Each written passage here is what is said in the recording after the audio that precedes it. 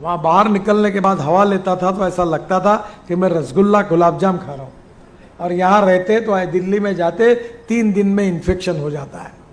नागपुर में अभी मैंने एक बर्ड पार्क बनाया, वहाँ आम के पेड़ लगाए, जामुन के, सब फलों के पेड़ लगाए, पर नियम बनाया कि कोई इंसान इसको नहीं तोड़ेगा। ये जो पेड़ होंगे ये केवल पक्षियों को फल खाने के लिए होगा। ऐसा बर्ड पार्क अब हम तैयार कर रहे हैं ताकि पर्यावरण के दृष्टि से हम उनकी भी रक्षा करें। मुझे और एक खुशी है कि हमने जैसे पेड़ों में काम किया है, विशेष रूप से काफ़ी बड़ी लिस्ट मेरे पास है कि क्या क्या काम किया, पर अभी हम लोग ऑलरेडी नर्सरीज में और तैयार कर रहे हैं और बड़े प्रमाण पर ये पेड़ लगाने का काम करेंगे। इसके डिटेल्स मैं आपको सबको जरूर दूंगा हमारे वेबसाइट से। पर इसके साथ साथ हम पर्यावरण की रक्षा करने के लिए और भी इनिशिएटिव हमने लिए है। हमने बाम्बू, मैं आग्रह से कह रहा हूँ कि रोड के बाजू में बाम्बू लगाइए। कुछ जगह तो बाम्बू की ऐसी टनल, जो पेंडॉल तैयार हुआ है ऐसी टनल तैयार हुई है। और बाम्बू ये सबसे ज़्यादा कार्बन डाइऑक्साइड लेता है। रोड पर डीजल और पेट्रोल के कारण प्रदूषण होता है, और अब प्रदूषण को बचाने के लिए हमको अब बाम्बू जैसे ट्री लगाएंगे तो हम बड़े प्रमाण पर रक्षा कर सकेंगे। और अब मैं एक अभियान चला रहा हूँ कि बाम्बू लगाइए अपने खेत में, और मैं 3 चीनी मिलें चलाता हूँ। और मैं मराठवाड़ा और साखर संघ को भी, वसंतदादा शुगर इंस्टीट्यूट को भी अपील करने वाला हूँ कि गन्ने के भाव से हम बाम्बू को खरीदी करेंगे। और ये जो कोयला है 16 लाख करोड़ का हम इंपोर्ट करते हैं, इसके बजाय हमारे थर्मल पावर प्लांट में हम बाम्बू यूज़ करेंगे। 1 यूनिट के लिए फ्यूल कॉस्ट जो होती है वो 1 रुपया 10 पैसे कोल की आती है।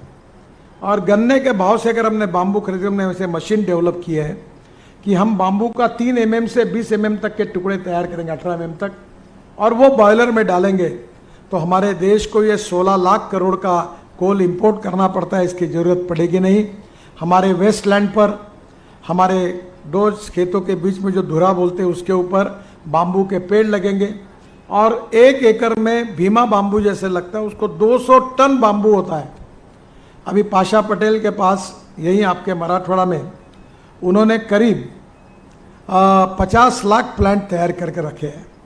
और वो किसानों को, सुधीर मुनगंटीवार जी ने, कल ही मेरी उनसे बात हुई, उनको मैंने 2 बातों के लिए आग्रह किया, उसकी योजना वो बना रहे हैं।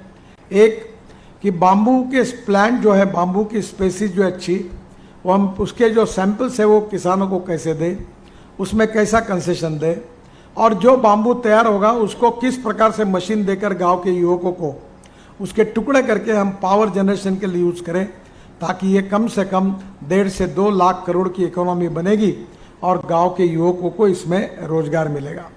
हमने बाम्बू का वणी से वरोड़ा यहाँ क्रैश बैरियर तैयार किया है लोहे के बजाय, और अब मैं देश में उसका प्रचार कर रहा हूँ कि एक्सप्रेस हाईवे पे हमारे किसानों के बाम्बू का क्रैश बैरियर लगेगा।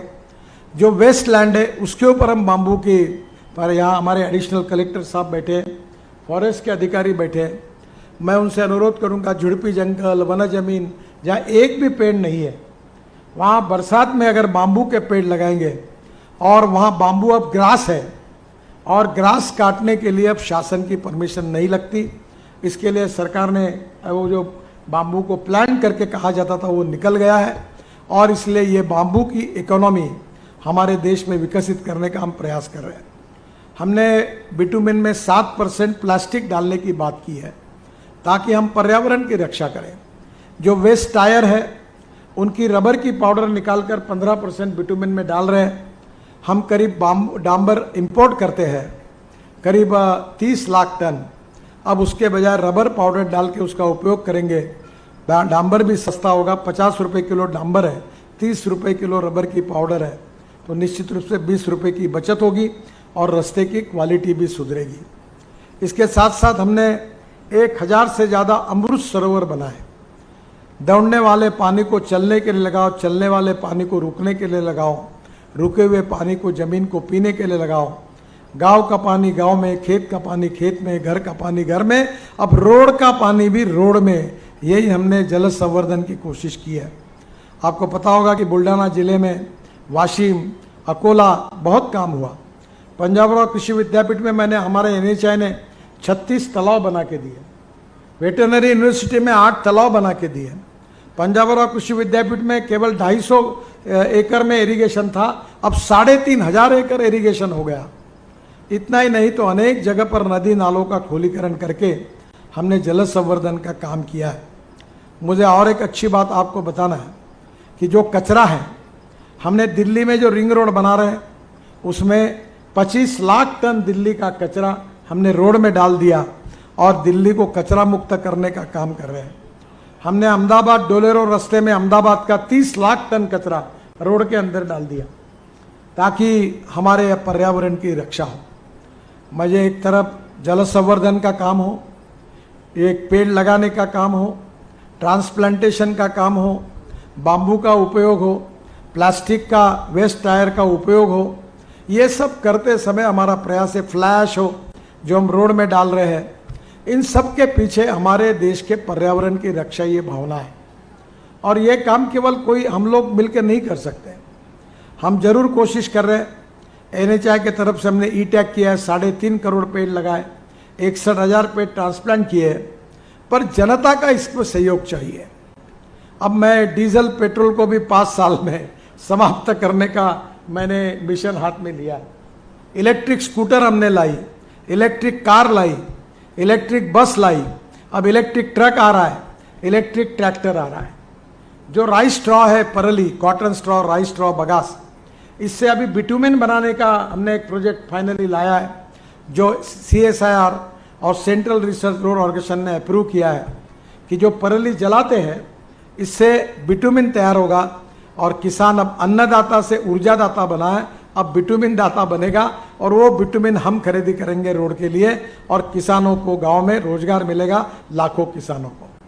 तो मेरा आपसे यही अनुरोध है कि अब हमने परली, पराठी, तुराठी से CNG बनाने के प्रोजेक्ट लाए। 135 प्रोजेक्ट देश में काम शुरू हो रहा है, 26 प्रोजेक्ट शुरू हुए, मैं खुद डाल रहा हूँ। हमने इथेनॉल लाया, शुगर फैक्ट्री, आप गन्ना लगा रहे, आज किसानों की इसलिए हालत ठीक है कि इथेनॉल आया। अब इथेनॉल से हमने बजाज, TVS और हीरो तीनों की स्कूटर और ऑटो रिक्शा 100% इथेनॉल पर आई है। और अब अगस्त महीने में टोयोटो कंपनी की इनोवा गाड़ी और उसकी गाड़ियां मैं लॉन्च कर रहा हूं और वो 100% फ्लेक्स इंजन में है जो 100% इथेनॉल पर चलेगी। पेट्रोल का रेट 120 रुपये लीटर है, इथेनॉल का रेट 60 रुपये लीटर है। पेट्रोल डीजल के कारण प्रदूषण होता है, इथेनॉल के कारण प्रदूषण नहीं होता है। ये किसानों का ग्रीन फ्यूल है और इसके साथ गाड़ियां तो चलेगी। मैं एक ही बताता हूं, आपका फायदा होगा। आप 120 रुपये जो पेट्रोल ले रहे हैं उसका भाव हम 15 रुपये लीटर करेंगे। जितना एवरेज आपको 120 रुपये के पेट्रोल में मिल रहा है उतना एवरेज आपको 15 रुपये पेट्रोल की कीमत जो है 15 रुपये, उतना लीटर का इथेनॉल का एवरेज मिलेगा और 40% बिजली तैयार होगी। अब मारुति सुजुकी भी गाड़ियां ला रही है। तो मेरा आपसे अनुरोध है कि अभी मैंने अपने यहाँ बेंगलोर में कोयले से मिथेनॉल बनता है, उसका ट्रक लॉन्च किया अशोक लेलैंड का, वो 25 रुपये लीटर है। और बेंगलोर में स्टेट ट्रांसपोर्ट की 20 बसेस डीजल में 15% मिथेनॉल कोयले से तैयार हुआ डालकर वो प्रोजेक्ट यशस्वी हुआ। अब मुंबई में, पुणे में मैं मिथेनॉल की बसेस शुरू करने के लिए बात कर रहा हूँ, double decker bus, luxury bus, ताकि टिकट रेट 30% कम हो जाए। मैं एक योजना तैयार कर रहा हूँ कि हमारी ST की बसेज जो है, मैं बताता नहीं यहाँ के बारे में, पर देश में सभी स्टेट ट्रांसपोर्ट की हालत ऐसी है कि हॉर्न छोड़कर सब बस में बसता है। पर अब देश की जनता एयर कंडीशन बस में घूमेगी, टिकट रेट 30% कम होगा और गरीबों को अच्छा ट्रांसपोर्ट मिलेगा। इसकी भी योजना हम कर रहे हैं और प्रदूषण नहीं होगा। मैं इसलिए इस सब बातें आपको बता रहा हूँ कि ये छोटा सा ट्रांसप्लांटेशन का उदाहरण, ये सयाजी शिंदे जी ने काम किया। इन्होंने पूरा काम करने का ठेका नहीं लिया है, ये पैसे के लिए काम नहीं कर रहे हैं। मैं इसलिए यहाँ आया हूँ कि ऐसे लाखों सयाजी शिंदे हमारे मेज से तैयार हो और वो सामने आकर ये काम करें और देश के लिए और समाज के लिए पर्यावरण की रक्षा करें। मैं अभी स्विट्जरलैंड गया था, ऑस्ट्रिया गया था, वहाँ बाहर निकलने के बाद हवा लेता था तो ऐसा लगता था कि मैं रसगुल्ला गुलाब जाम खा रहा हूँ। और यहाँ रहते तो दिल्ली में जाते 3 दिन में इन्फेक्शन हो जाता है। हमारी नई जनरेशन का स्वास्थ्य बिगड़ रहा है।